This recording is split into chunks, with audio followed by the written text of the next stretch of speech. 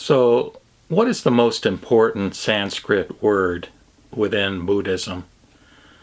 Sanskrit, of course, being the language in which the Mahāyāna, or Great Vehicle Sutras, were written around 100 AD.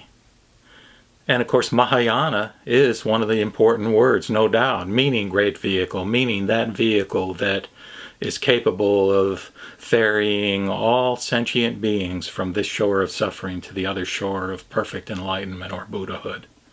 The word Buddha obviously is an important word, representing the notion of an awakened being, which is the goal and will be the destination of all sentient beings according to the Mahāyāna. Bodhisattva is an important word, meaning a Buddha to be, or one who makes a vow to forego his or her own enlightenment, pending his or her tasks and duty to help ferry all beings away from their states of suffering to one of tranquility, peace, and enlightenment. I say duty, by the way, only in the context of language or words, because the Bodhisattva doesn't perceive it as a duty. He or she doesn't perceive himself as being an independent entity, or that sentient beings are independent. And where does this notion come from? This is the basis for what I think of as probably the most important Sanskrit word within Buddhism, within Mahāyāna Buddhism in particular, which is the word Prajna. Prajna, or wisdom. You'll most likely be aware, if you've studied Mahāyāna Buddhism at all, that the path of the Bodhisattva involves 6 practices or perfections, starting with charity or giving, and going on up to exercising moral discipline, precepts, in other words, and also patience, zeal, meditation, and finally prajna, or wisdom. Prajna is translated wisdom, and what does wisdom mean? It means that insight or awareness that transcends the realm of concepts, words, ideas, doctrine. One of the most important words, certainly in Mahāyāna, is Dharma, or the teaching of the Buddha. But again, in the context of prajna, even Dharma is without independent substance or form. And, how do we know about prajna? Well, we know about it through the so-called Prajnaparamita Sutras. And again, that means the perfection of wisdom sutras, of which there were probably, I think, 8 or so.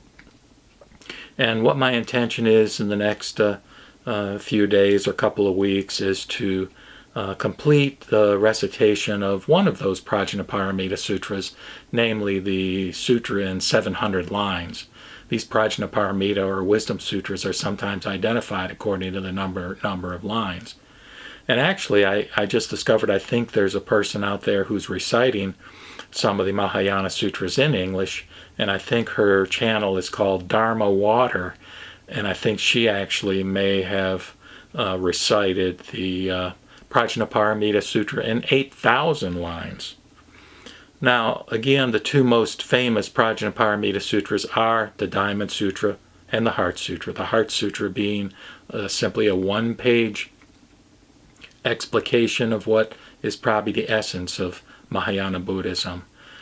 But if I were to name one word, one concept, which is not a concept, that is the most important word, is prajna, and the essence of prajna is Shunyata, or emptiness, or the void, or space. In other words, the notion or idea, if we can frame it as an idea or a concept, is that no thing, no phenomenon, no dharma has an independent existence.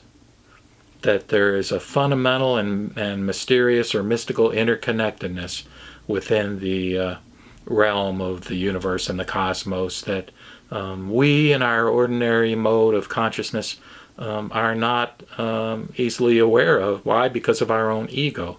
Our ego, which tells us in an illusory or a delusional fashion that I am separate, I am apart from other, apart from the world. which of course is the source of many, many problems. So being able to be in touch with prajna, to be aware of the wisdom that transcends ordinary knowledge and concepts is a gift that we are able to experience. It's not something to be studied in a sense, although words can be a raft that takes us to the other shore, at which point it's discarded. And the Prajnaparamita Sutras are such a raft. I would definitely recommend them to you for your review and consideration as a source of inspiration and peace. Namo Mita Boots. Namo Mita Boots. Namo Mita Boots.